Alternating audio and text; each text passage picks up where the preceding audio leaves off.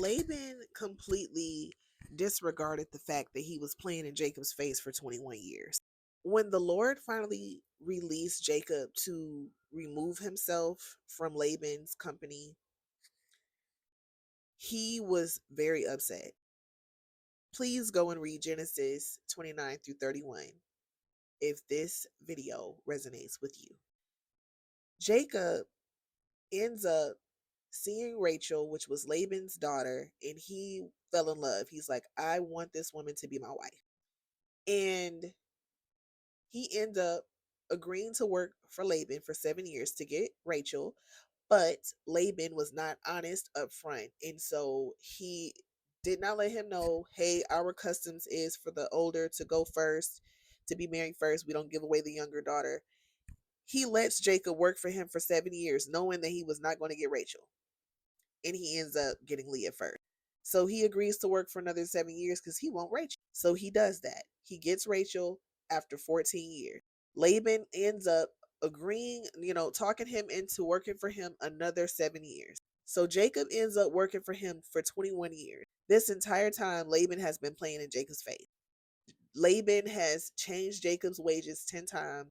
And then by the end of his journey and his time in Laban's company, Laban ends up acting funny towards Jacob because Jacob has now begun to become prosperous and abundant in the land. So Jacob has taken notice of this. He's feeling the type of way because he's like, listen, I ain't said nothing all this time. You've been playing in my face. You didn't change my wages 10 times. And now you acting funny? It's time for me to go. The Lord agrees. The Lord is like, yep, enough of that. Don't think that because God has seemingly been quiet or it seems like he's been allowing certain things to go on, which he has. Don't think that he don't see that and that he's not going to do something about it, because he eventually tells Jacob, leave there and go to the land of your fathers and I will be with you. He even goes to Laban in his sleep and tells him, do not say anything to Jacob, good or bad. And so the Bible says that Jacob deceived Laban because he left secretly. He didn't tell Laban he was leaving. He just got up and left. But God is the one who told him to get up and leave. Y'all, listen here. When Laban finds out that Jacob is gone, he's upset. He's livid. And so the only reason why he ends up going after them is because I think it was Rachel or was it Leah? One of them took his household gods, his statues, and so he goes after them because of that. And really, that was just an excuse. He wanted to go after him, but he goes after him or whatnot. And Jacob finally confronts him, and he's like, "Listen, you know what I'm saying? You changed my wages 10 times, and then you started treating me a type of way because you know." And so Laban's disregard, first of all, it was hilarious. Laban's disregard for the fact that he played in this man's face for 21 years was what got me. And for so many of y'all, listen here, people have been playing in your face for a long time. They completely disregard the fact that they've been playing in your face all this time. They completely disregard the fact that they haven't been honest. They completely disregard the fact that they haven't been appreciative of you. They completely disregard the fact that they have not been, you know what I'm saying, the greatest. They completely disregard a lot of the unnecessary strife that they've brought into your life. God is saying enough of that. Enough of that. But the beautiful thing about the story of Genesis 29 through 31 is that God did use that to refine Jacob in a way. Jacob was known to be slick himself. And so we end up getting in certain situations and God uses it to refine us. He uses it to be a mirror for our own soul to be like, this is your heart posture and this is what I'm bringing out of you. And even if your direct circumstance is not a complete reflection or direct reflection of who you are, but it's reflecting back at you those things that led you there. You get what I'm saying? God has used this to refine you, but God has also not been blind to the dishonesty that's been going on against you. He has not been blind to the playing in your face. He has not been blind to the complete and utter disregard of the goodness that he's placed in your heart. He has not been blind.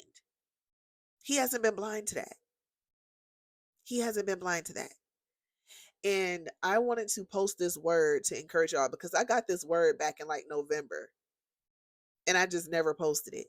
But I want to encourage you because I was in a conversation and it reminded me of this word. And I'm like, I got to post this word because God been gave me this word. And I know so many people are going through this. God has not turned a blind eye. He completely sees it. And because you have now grown and you have been pruned and you're still being pruned, but you're in this space where he's like, okay, exactly what I needed to be done has been done here. It's about to be a wrap. And people are going to feel some type of way. Laban felt a type of way because Jacob got up and obeyed the voice of God and left. There's going to be people who they're not going to see it that way. They're not going to see your movement. They're not going to see your decision to move on with your life. They're not going to see you deciding to get up and pack up and move somewhere. They're not going to see that as you obeying the voice of God. They're going to feel like you're dishonoring them. They're going to feel like you're being deceptive to them because you're following the instructions and the voice of God, because your time there is up. And people are going to have a complete and utter disregard for the fact that they played the entire time that they had you in their company. He had Jacob in his company for 21 years, played in his face. See, people don't realize the value that people bring until God removes the favor from the table. You feel me? And this is not to be no type of prosperity type of gospel message or nothing, none of that. This is a real life message. This is something real life that people are going through. God sees it. He sees it, and his will be done. And another word that he has clearly put on many of our hearts. I know he put this word on me back in August maybe of 2022. Doors. Doors. And he made it super abundant to me all last year that the doors that I'm opening no man can close, and the doors that I'm closing no man can open. And there are doors that he's slamming shut, and it's not going to be nothing that nobody can do about it. So walk boldly in what God is calling you into. Don't feel the need to people please at all. Don't feel the need to people please. Okay? Because, and listen, like I had to tell somebody, I had to tell someone at the end of last year, you had your time with me. You did with it what you chose to do with it. Our time is done. I'm not going to let you block the doorway for somebody else because you want to come and stand and hold up space because you can't get over the fact that you messed up what you messed up. That's not my problem. You know what I'm saying? Like, you have to go, buddy. Block. You feel me? Like, and that's exactly what has to, and I'm happy I did it. And I'm gonna leave it there.